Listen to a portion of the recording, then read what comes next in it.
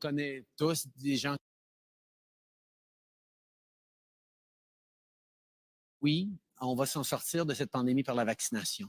Puis on en connaît tous des gens qui sont en train d'hésiter un petit peu. On va continuer d'essayer de les convaincre. On va Mais il y a continuer. aussi des gens qui sont farouchement opposés à la vaccination. Qui sont extrémistes. Qui croient pas dans la Extrémistes. science, qui sont souvent misogynes, souvent racistes aussi. C'est un petit groupe, mais qui prend de la place. Et là, il faut faire un choix en tant que leader, en tant que pays. Est-ce qu'on tolère ces gens-là ou est-ce qu'on dit, ben voyons, la plupart des gens, presque 80% des Québécois ont fait ce qu'il fallait faire, se sont fait vacciner. We're going to break On veut this down. revenir aux choses qu'on aime faire. C'est pas ces gens-là qui vont nous bloquer. Oui, on va s'en sortir. Hold on, stop. Before I go on, people, let me, traumatized. Is my audio good? And let's just make sure that we're live on the Rumbles. And yes, people, we are going exclusively to the Rumbles. I'd say in about a half an hour. I will address concerns. I will screen grab complaints. I will send it to the folks at Rumble. They are working on everything. But before we get there, we're live. Audio's good. Good audio. Good. Booyakasha. Let's break down this. This is rubbish. This is the most... I genuinely believe the appropriate word is bigoted. This is bigotry of the highest order. This is intolerance of the highest order. This is divisive, dangerous rhetoric of the highest order. And we're going to break it down. Now, I believe the time frame, this was on La Semaine de 4 Juillet. It's a Québécois news show, talk show. Fairly certain it was in September during the last federal election. 99%. I'm not sure about the date. I'm 99% certain it was during the last federal election. This is Justin Trudeau spewing off the most hateful vitriol. It's called hatriol, or I like that, hatriol. The most hateful vitriol you can imagine. And he says it with such pride, and the egging on, the encouragement of Julie. Ils sont extrémistes. I'm going to break it down. I don't think the translation is 1,000% accurate. Let me just take farouchement. Ils sont farouchement opposés. They are ferociously, rabidly anti-vax. Let's get there. Justin Trudeau. Being Justin Trudeau. Oui, on va s'en sortir de cette pandémie par la vaccination. Stop. Puis on en connaît tous des gens qui sont... We're going to get out of this pandemic through vaccination. He knew at the time he was saying this, that this was a lie. He knew it because we knew for a reasonable period of time now, you can't get through a pandemic through vaccination when even the vaccinated can carry, contract, and transmit the virus. You can't get through it by vaccination because the vaccination doesn't prevent transmission. Okay, lie. Just a lie. On va s'en sortir de cette pandémie par la vaccination. Lie. Puis on en connaît tous des gens qui sont en train d'hésiter un petit peu. Most people won't appreciate this if you're from Quebec and you're French, or you're an Anglo who speaks French. When someone tries to be very casual and very cutesy in French, in Quebec French, what he's saying is tu sais, you know, tu sais. But you know, when you try to be cute and casual, you say like in Québécois, tiens, on connaît tous du monde. You link the tu and the say like tiens, like he's being casual, cutesy, so informal, so adorable. He's such a handsome, charismatic leader. Tiens, on connaît tous des gens. We try to convince them. On va continuer d'essayer de les convaincre, mais we'll continue to try to convince them. But at some point, if that doesn't work, oh, it was La Semaine de 4 Juillet also who had the kids on. These young kids who were saying, you cut them off little by little until they cave. Yeah, you cut off their rights little by little. This propaganda vitriol. We know a bunch of people. Il y a aussi des gens qui sont farouchement opposés à la vaccination. They are ferociously anti-vaccination. And then Julie comes in and says, hey, ils sont extrémistes. They're extremists. Sont extrémistes. Qui croient pas dans... They're extremists. And the trending hashtag that's been going... Hold on one second, guys. Oh, yeah. Sparkling. Not an ad, by the way. This is great stuff. I'll talk about that afterwards. La science, qui sont... They don't trust science. Coming from the guy who says we're going to vaccinate our way out of this when the vaccine does not prevent carrying, transmitting, or contracting the virus. Yeah, well, talk to me about science, Trudeau boy. Souvent misogyne, souvent raciste aussi. They're often misogynist and racist. I mean, this is the dumbest crap you can possibly imagine. This is dumber than Jagmeet Singh coming out and saying, if you don't wear face masks, you're extremist, because he's getting all of it in. They're anti-science from the guy who just said we're going to vaccinate our way out of this pandemic. They're misogynist, racist. What else? Tell us, Trudeau boy. Tell us. Si c'est un petit groupe, mais qui prend de la place. So flex their muscles is not the right term there. Ils prennent de la place means they take up space. La place. Flexing the muscle might be a metaphoric translation, but it's not a verbatim translation. Ils prennent de la place. They take up space. They are misogynist, racist, anti-science, wastes of space. This is the Prime Minister of Canada, people. This is not some wacko on a corner of a street screaming at the sky. This is the Prime Minister of Canada spewing vitriol on, I don't know how popular this show is in Quebec. I think it's pretty popular. La place. Et là, il faut faire un choix en tant que leader, en tant que pays. We have to make a choice. We have to come to a solution. Right, Justin Trudeau? Est-ce qu'on tolère ces gens-là ou est-ce qu'on dit, ben, voyons, do we tolerate these people? We have to make some decisions. We have to make some very important decisions. We have to find a solution to this problem. Do we tolerate these people? My goodness, just slap an accent on that and a bit more of an energetic tone. And what would that sound like? La plupart des gens, presque 80% des Québécois, ont fait ce qu'il fallait faire, se sont fait vacciner. On veut revenir aux choses qu'on aime faire. C'est pas ces gens-là qui vont nous bloquer. Oui. Those people are not going to block us from getting back to normal. Those racist, misogynist wastes of space. I mean, it's beyond disgusting. And I won't let the world forget about this. That I posted that tweet. You know, the hashtag Trudeau Must Go has been trending over the weekend. Everybody's sharing their stories about how they are a racist, misogynist extremist that Trudeau thinks is taking up place. I think the format of the viral Twitter description was description of the individual.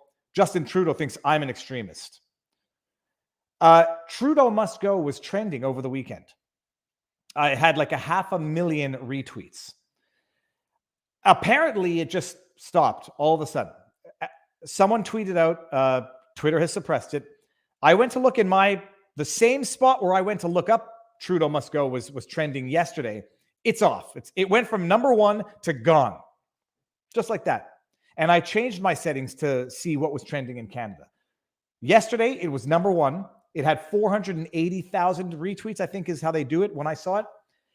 Today, it's gone. But now, there's another one coming up. It's inching up the charts. Number 9, Trudeau has to go. Doesn't quite have the same ring to it. I put one up, which I think is good. It was with that, let me see here. It was with that video that no one should forget.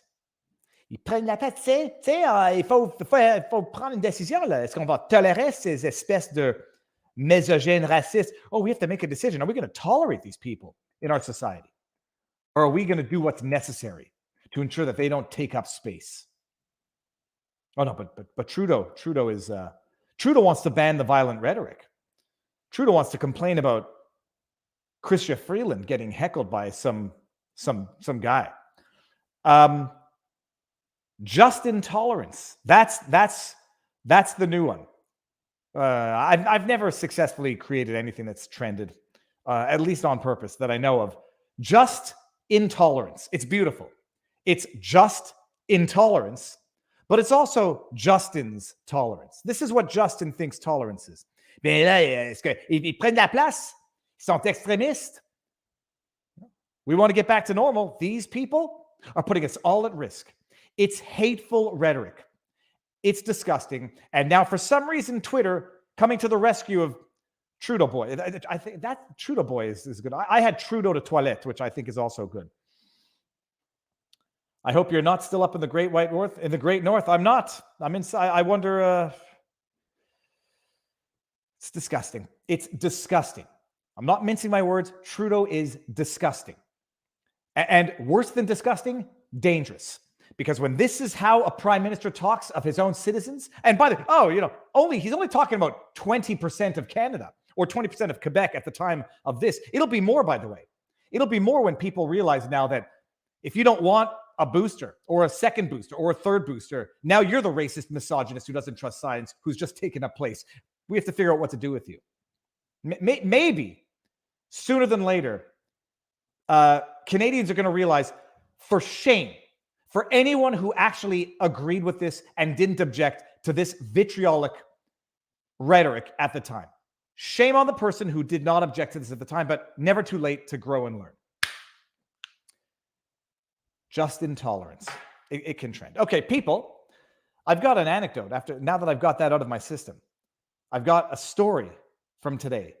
I think it's tongue-in-cheek, kind of funny, but not as serious as I'm making it out to be. I think it was close to a near-death experience, at least in my own mind. I'll get there in a second. First, a little housekeeping, some super chats. No legal advice, no medical advice, no election fortification advice, people. And yes, we will be moving over to Rumble, the pinned link to Rumble.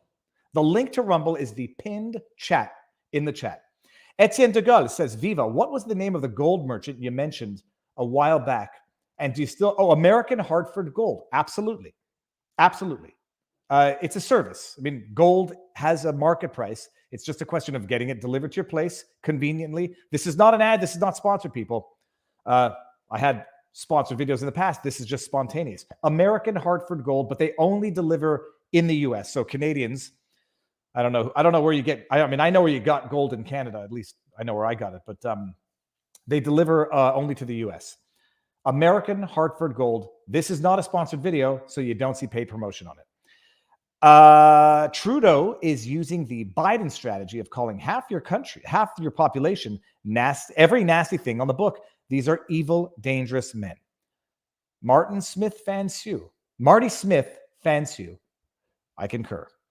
Rumble needs watch list feature to queue up multiple vids, screen grab, or it's a waste of time for me. Can't keep manually selecting one vid at time while working. Okay, I'm not even sure I understand what you mean by that, but I'm going to flip that to the team because I know you know what you mean, and I know it's because I'm technologically dense.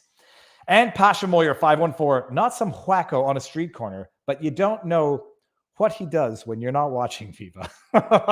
Oh God, I know what he says when I am watching. It can't get any worse than that, even in private. Okay, here Barnes is in the background, but he's going to listen to the story. I went to Deerfield Beach Pier today. Deerfield Pier with my kid to go fishing. I got an ocean rod. We got one of those cabeche things to catch the little fish so we can try to catch the bigger fish so we can try to catch dinner. And a storm blew over. And I think it's clinical. I mean, it's a number of other things that are clinical about me, but certifiably clinical astrophobia. I don't want to be outside when I can hear lightning and I can feel what it would be like to get struck by lightning. So the storm comes in.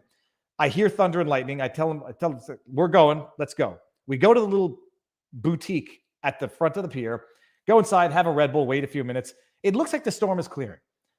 So we go back out onto the pier. And as we're going back out, I pass a guy who we were talking to, and I was explaining my fear of lightning as to why I'm frantically packing up like a madman running down the pier.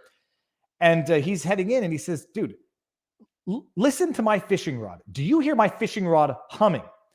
And I listened to his fishing rod, and it's going like, no, it's more like,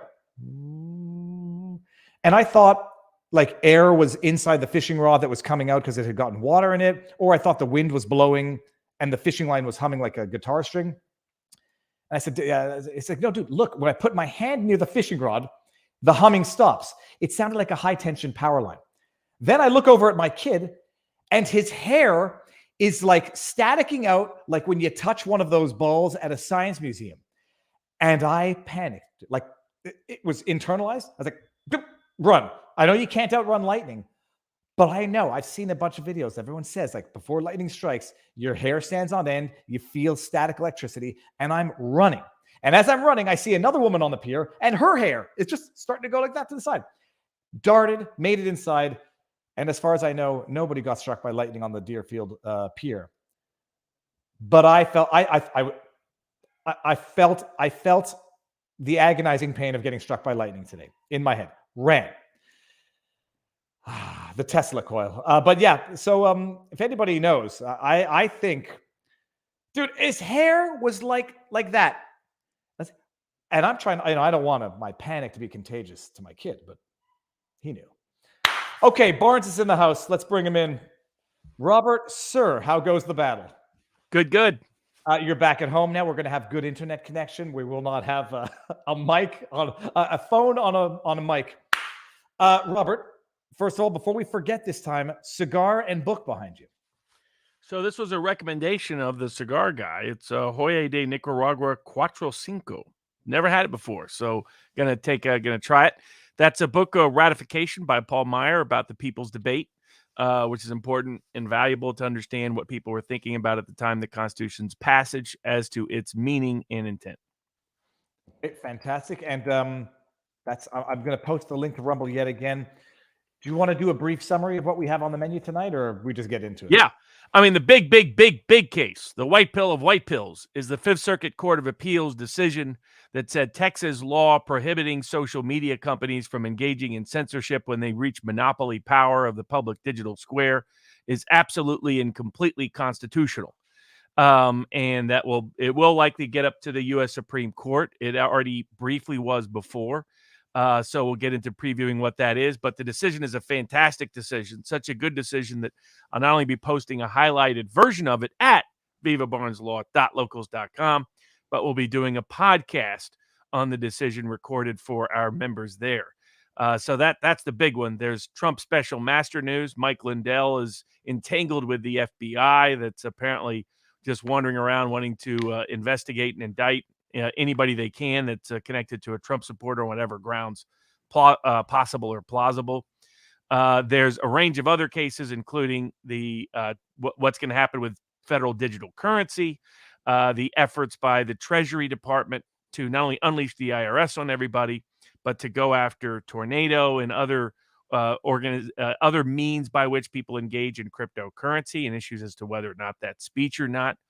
And several other cases, including a fun one, which is when a federal judge says it's okay to call a meat a veggie because the word veggie is so ambiguous that it apparently includes meat, according to the federal judge.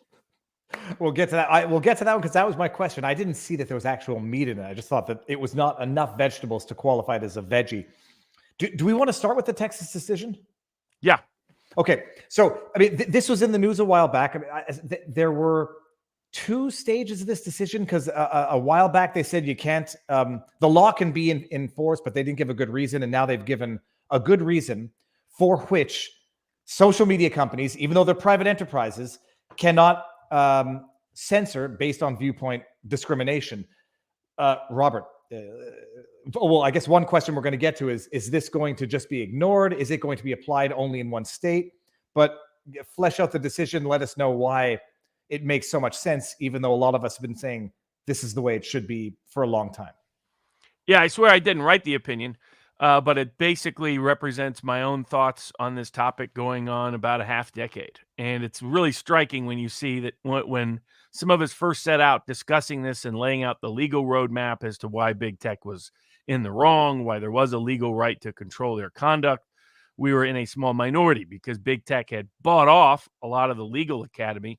So a lot of your, David Frenchie types that are supposedly on the right, a range of people that are supposedly on the libertarian side were embracing big tech censorship under the guise that they had an absolute right to do so, that somehow censorship was speech, despite the way Section 230 was written itself to say that censorship could never be speech. So in that sense, it was striking. It's really a remarkable ruling across the board. So Texas and Florida and other states are considering it. But Texas law is really a pretty good roadmap. It's what some of us have recommended the changes to Section 230 should reflect on a federal level that would elude some of these constitutional questions that the big tech companies are even trying to raise in the first place. But putting that aside, what Texas did is they said, if you have more than 50 million users in the public digital square, if you will, then the net effect of that is you can no longer engage in viewpoint discrimination. You also have to maintain data about when you do engage in it. That data has to be available to the Texas Attorney General. They can bring action if you're not being transparent, either to consumers or users or the state about what you're up to. but fundamentally said you just can't censor. And what they meant by censor was very broad, not just deplatform someone, not just remove their access to it, but also anything that reduces their visibility. In fact, explicitly included is demonetization, for example. So this is something that could effectively financially reverse the equation for all of big tech. If big tech continued to engage in viewpoint-based discrimination, it could be sued. Now, there was no damages imposed on it. The only requirement is that they would have to reinstate the person with a court injunction with declaratory relief, and they would have to pay the attorney's fees and cost of bringing the case. So I'm licensed. I'm a general member of the Western District of Texas, for example. So I can tell you I'm looking at bringing suits soon. What they did is the big tech companies got together, and as soon as the law was passed and before it could even be enforced, brought suit in a federal district court that just went along with every single claim that big tech made and said there's no way this statute could ever be constitutional. The primary predicate of that, there was a range of secondary and subsidiary issues, but the primary basis is a claim big tech has long made, which is that they have a right to censor as their right of freedom of speech and freedom of expression and freedom of association. Now, some of us, David Frenchy types would advance this position. A range of so-called conservatives on the right would advance this position, as well as a lot of libertarian so-called legal people would advance this position. And I think Dave Smith at times is unaware of what some of his libertarian comrades are up to. God bless him.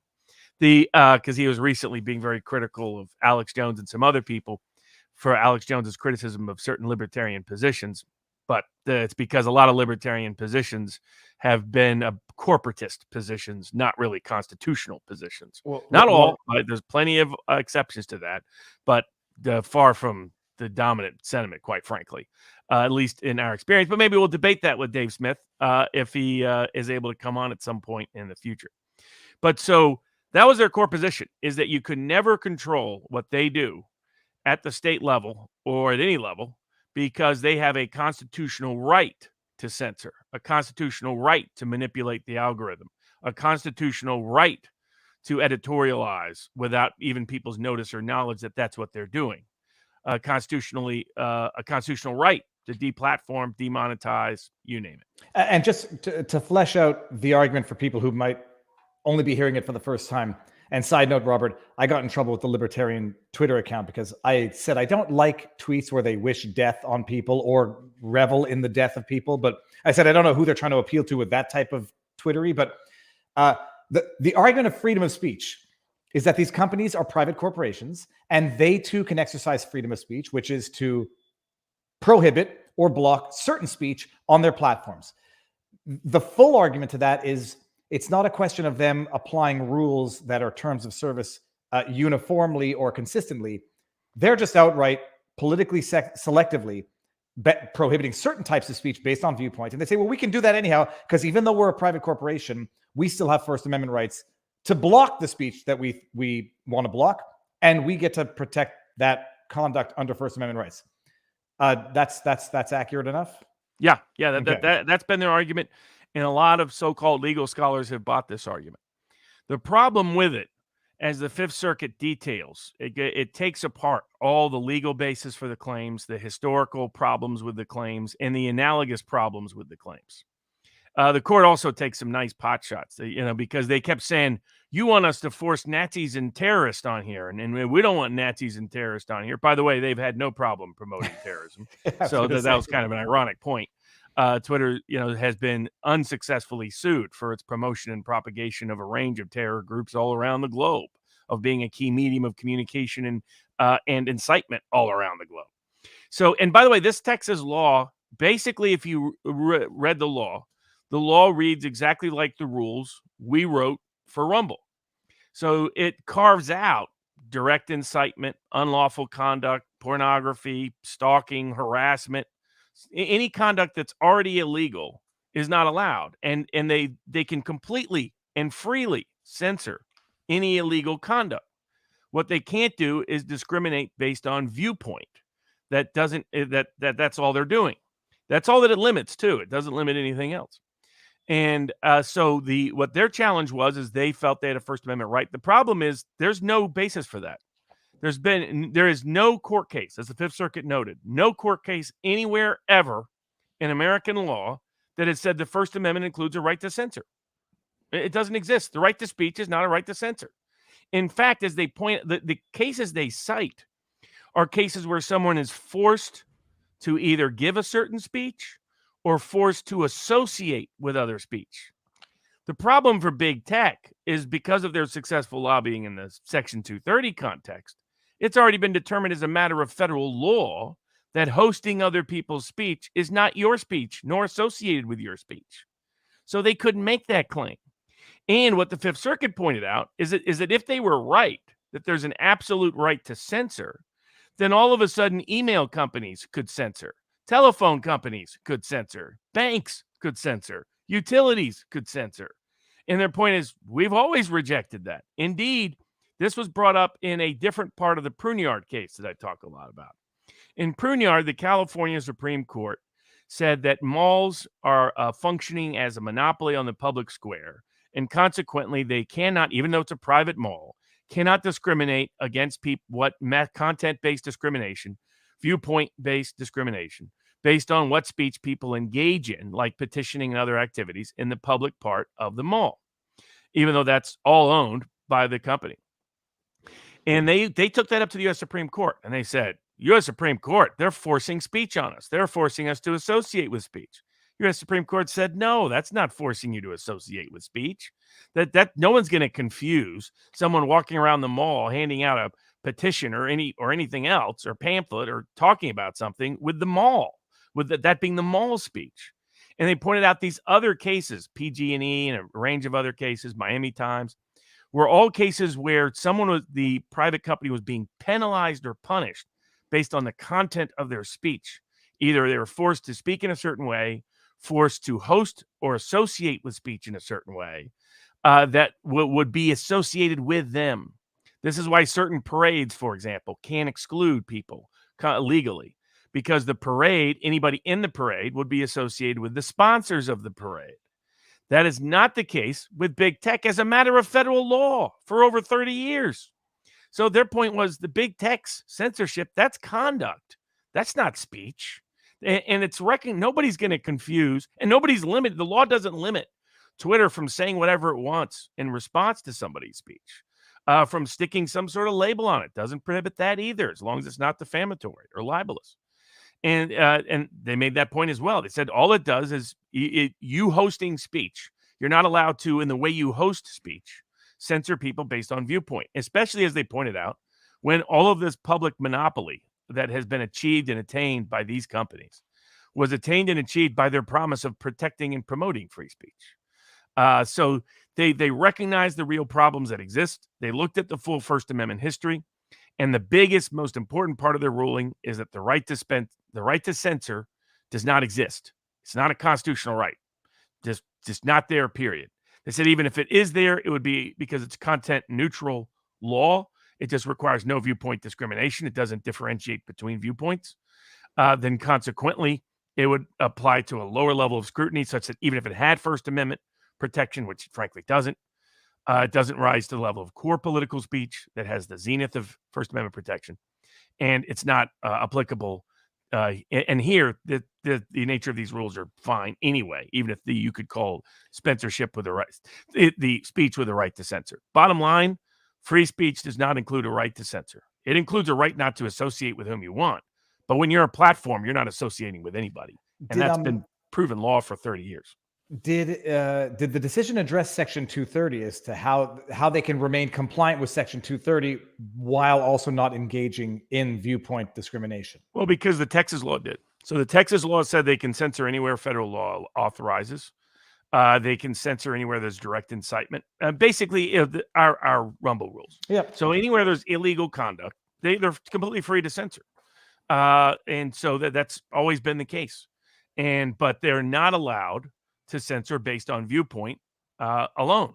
It must be, this is direct incitement, this is stalking, this is harassment, this is pornography, this is something that's already illegal. And if it's not already illegal, can't ban it, can't prohibit it, can't censor it. and you have to keep a record of everyone you do censor. It also required they incorporate a comment, a right to appeal, a due process component before they take adverse action based on any kind of viewpoint activity or other activity. And so this was a simple, clean, neat law, directly conformed to the law. Now, what happened initially is went up to the federal district court judge. The federal district court judge said, "Oh, I hate this law. I'm going to stop it altogether." Went up to the Fifth Circuit. The Fifth Circuit said, "We don't think this law has the problems you're identifying. We vacate your injunction." That went up to the U.S. Supreme Court. The U.S. Supreme Court reversed the Fifth Circuit on the stay issue. It has not ruled on the merits as yet. What was interesting was the vote breakdown. 4 justices said they agreed with the Fifth Circuit and for vacating the stay. 5 said they thought the stay should stay in place until the Fifth Circuit makes a ruling. Fifth Circuit now has. The 4 justices, though, were interesting. They were the 3 core constitutional conservatives, Thomas, Alito, and Gorsuch. The 4th was Justice Kagan. So Justice Kagan dissented from her liberal colleagues and thought the law was just fine, wrote a very strong dissent, suggesting there's problems with big tech control and monopoly in this space. She has an occasional free speech streak, and it came through strong. That means they only need one of the 3 other Republican-appointed justices on the bench. So who are the 3 Republican justices that failed to step up at the initial stage? Unsurprisingly, Justice Roberts. Also unsurprisingly, as he did again this week, Justice Kavanaugh. Conservatives should ask, well, all that fighting they did to get that guy on the bench. Kennedy recommended him for a reason, folks. And it's not because he's a constitutional conservative. He will be sporadically good on certain issues of religion, certain issues of the regulatory reach of the state, certain issues on guns. He will be mostly useless on a lot of other issues. And of course, the last justice who failed to step up to the plate, Justice Amy Coney Barrett. As some of us said, outside of the business context, outside of religion, outside of guns, like Kavanaugh, she's an unreliable vote. So the undependable, as she was as the deciding vote that led to the election challenge never being heard at any level before or after the election by the U.S. Supreme Court. Now, all they need is one of those 3 to join the other 4. This is an exceptionally well thought out decision by the Fifth Circuit. They can't challenge, and they already have 4 basically justices they know that are with them. So they just need either Roberts or even maybe the new justice, who knows where she's going to go, the new liberal justice, or Barrett or Kavanaugh to recognize the wisdom of the Fifth Circuit's logic that this law is clearly a constitutionally permitted law, that the right to censor has never existed, that if they say it does exist, all of a sudden you could lose your email accounts, your phone, your mobile phone service, a wide range of basic public utilities, your banking access tomorrow. Payment processing, your ability to exist in a civil society. But Robert, now playing devil's advocate just a tad, the 5 justices who opposed the stay pending the appeal, they could come around on the merits and say, look, we were opposing the stay on procedural grounds, but on the merits, we've now seen the light, or we never didn't see the light in the first place. We were just being sticklers for procedure. It's going to get up to the Supreme Court. I mean, they're going to appeal. Oh yeah, high likelihood. It is my guess. In the interim, though, what is going to be the practical impact? Does this only has impact in Texas? Is there a chance that the social media companies or whoever the big tech companies are that this applies to simply say, all right, we're not going to do business in Texas?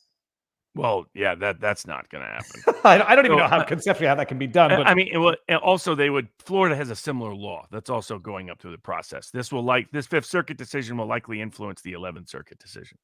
So, and there's more states considering this law. And now that Fifth Circuit has affirmed it, you'll see even more states push it through. So you'll probably have about half the country.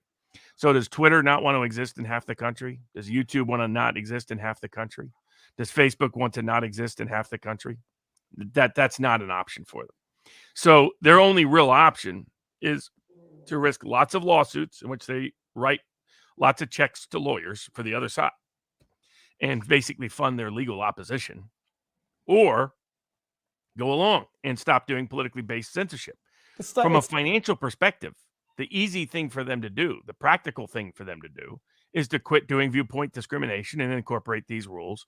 Basically, look at Rumble's rules, replicate them for themselves. It just goes against the political prejudice of a lot of its engineers, a lot of its high-ranking executives, and some of its key investors, and people like George Soros and others that have tried to influence and shape their direction. So that's the tug and pull that's taking place. But practically speaking, the logical decision is not to get sued by everybody in Texas every time you try to do anything to their accounts. And so it's also not clear that from my review of it, I don't think you have to be a Texas resident to bring suit. I'm still researching that question, but from my initial review of it, anybody could sue in Texas under the Texas law.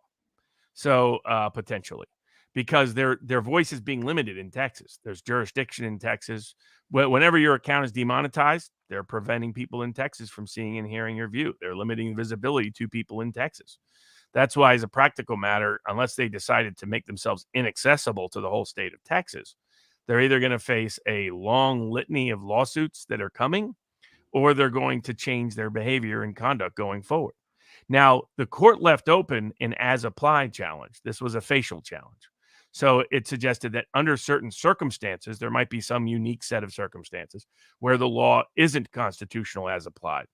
But given the breadth of its decision, it's quite clear that you could file suit in federal court in Texas, and 95% of the people that have been deplatformed, censored, demonetized, discriminated against, etc., can sue and get their lawyers get reinstated, which would be their goal, and have their lawyers' fees paid by the other side. They're basically making them pay for their legal adversaries if they continue to discriminate. Let me ask you the obvious question.